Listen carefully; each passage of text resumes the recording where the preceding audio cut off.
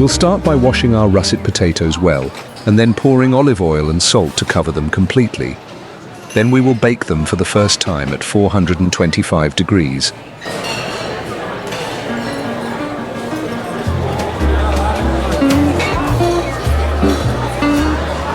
While the potatoes are baking, we will make my favorite part, the crispy bacon. Yummy! Yes, Rachel, I think we all love bacon. The key here is low and slow. We cut it into small pieces and fry it very slowly so it becomes fantastically crispy. That's exactly right, Katie. When the bacon is ready, we will remove it, pour out the bacon fat, and let the bacon rest while we fry the onions in the same pan. It is super important to note that we want the pan dry.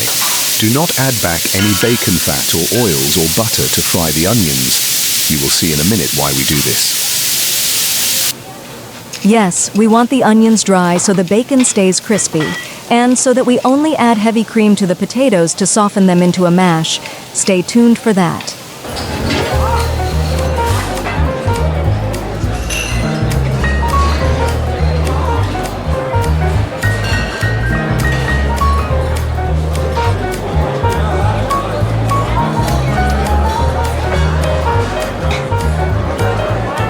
The potato is soft inside after baking about an hour and a half and can now be scooped out.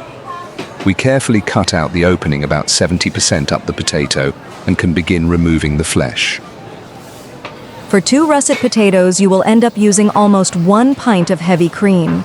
Note that we are not adding any butter, but many chefs do, so there is nothing wrong if you want to add it. It's just a preference. And then we add the shredded gruyere. We are not fans of mixing cheeses and just prefer to use the one taste profile we like the best for this dish, which is gruyere. Many chefs like to add sharp cheddar. There are no rules.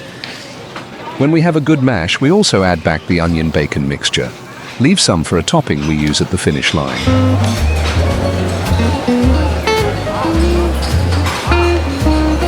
Now carefully refill the potatoes and leave a small indentation at the top so that we have a small concave profile after we add and melt the cheese. This is so we can add plenty of sour cream, some more shredded gruyere, lots of crispy onion bacon mix, and finally a good dose of chives.